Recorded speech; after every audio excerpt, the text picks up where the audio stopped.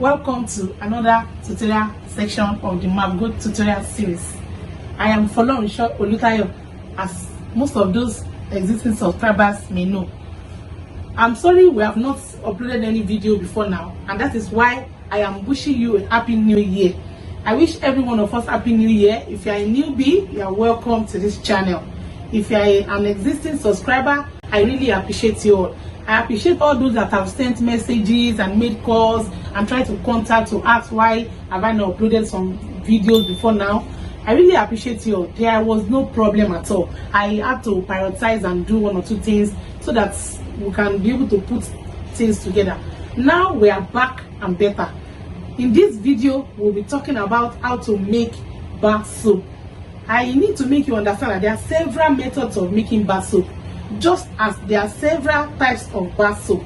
Today, we will be talking about a bar soap that can be multifunctional. That implies that we can use it to wash clothes. Some of us can use it to wash plates. Maybe those people that don't want to use liquid soap.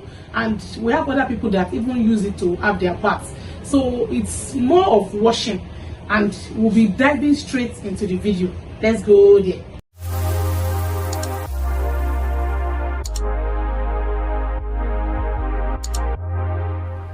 For the purpose of this production, we are going to be needing 3 liters of PKO, 1.5 liters of fermented caustic soda, 750 ml of fermented soda ash, 250 grams of sodium sulfate, 200 ml, or we can also say gram, of sodium silicate, and 20 ml of our fragrance. Now, what do I mean by fermented caustic soda and fermented soda ash? For those of us that have watched some videos before now, you will be familiar with pre-production process by now. Now, for this particular bar soap we are making, we can refer to it as a multi-purpose soap. We decided to do fermentation, and that is what we are referring to as the pre-production process. What that means is that the caustic soda, at its granules, 1 kg of caustic soda, I measured 3 liters of water, put my caustic soda, 1 kg of caustic soda, turned it very well, dissolved it, then I got my 3 liters of fermented caustic soda. The same thing with the soda ash. I measured 1 liter of water, added 250 grams, which is 1/4 kg of soda ash, and I got my fermented soda ash. Now, I said earlier that for the purpose of this production, we'll be using 3 liters of PKO. Now, palm kernel oil. I've started pouring my palm kernel oil. That is 1 liter.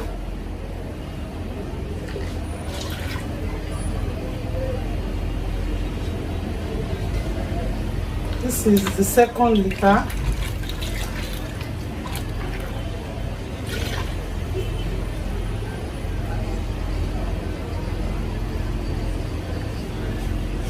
And here is my 3rd liter.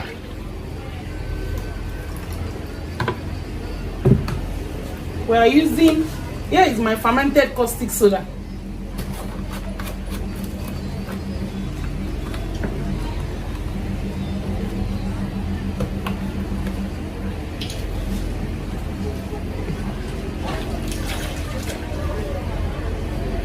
So my fermented caustic soda, I'll be using 1.5 liter of my fermented caustic soda.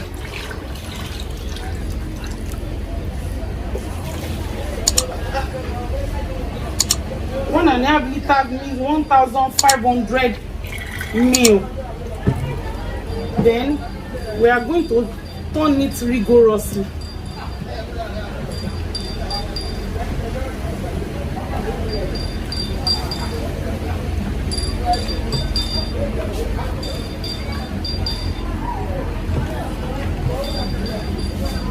If you have a hand mixer, you can decide to use the hand mixer.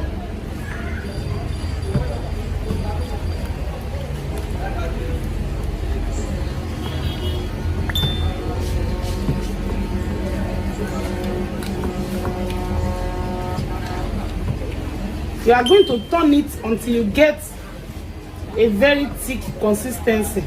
as you can see. I've heard people say when you turn, you don't turn towards the other hand. I turn it either way, and I've not had issue all the while. Now, here is my fermented soda ash. Now, if you take notes, I poured my caustic soda at once. Apart from the fact that I have to start measuring 1.5 liters. If you have any measuring tool that will make you to measure everything at once, it's better you do that. Now, for my soda ash, I'm measuring 750 ml. As you can see, 750 ml.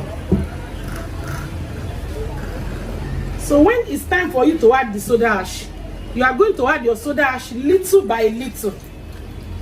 So I added little.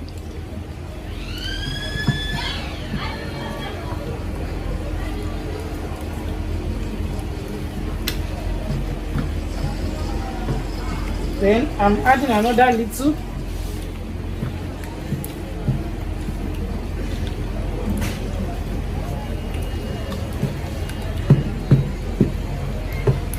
You mix it thoroughly.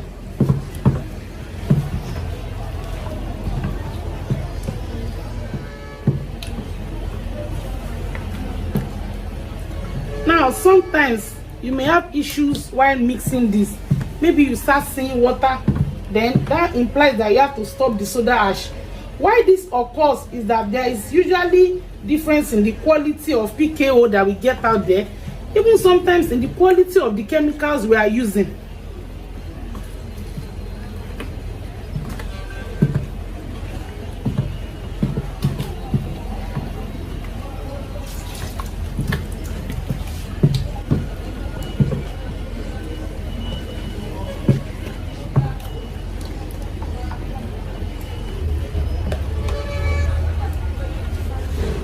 I hope you can see.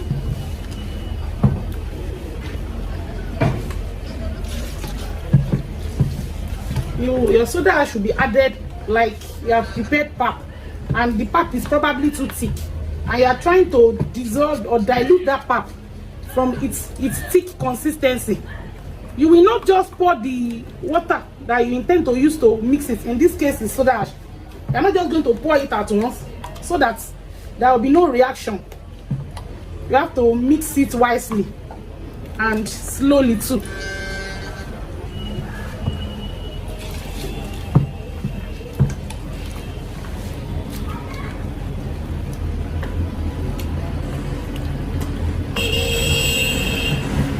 So if you have a mixer, I'm making a large batch and it can be tasking.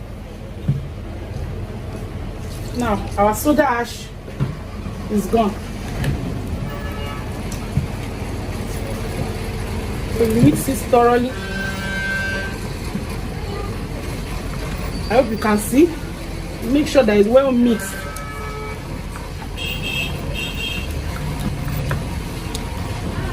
Thereafter, we'll be adding our sodium sulfate. Now the sodium sulfate is in powder form. I hope you can see this. This is sodium sulfate. The sodium sulfate in this soap will act as the hardener. It will be the one to make the soap hard. So you are going to be sprinkling the sodium sulfate in this manner. You sprinkle a little, you turn it.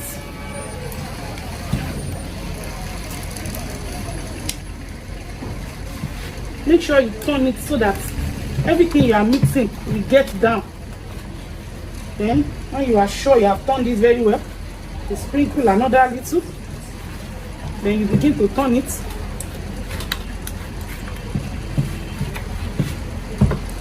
For those of us that know how to turn swallow, this may not really be so tasking.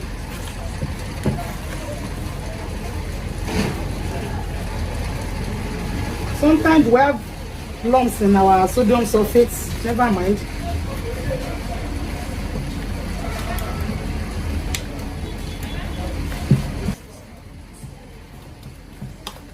Make sure you turn it very well so that the mixture will be consistent. Now we'll be adding our sodium silicate. This is 200 gram, or you can call it 200 ml. Look at the way the sodium silicate looks. The sodium silicate in this case is going to act as a smoothing agent. It acts as a shining agent rather. It makes the soap have a shiny consistency after the product we are done with the production.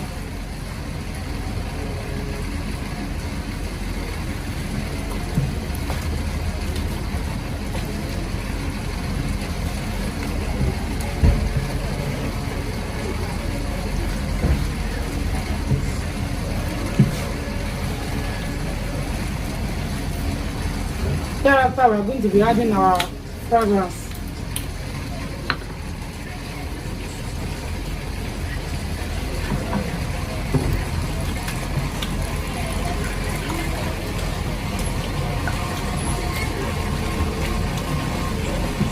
For you to get a wonderful mixture, you need to make sure that you are getting a very good PKO.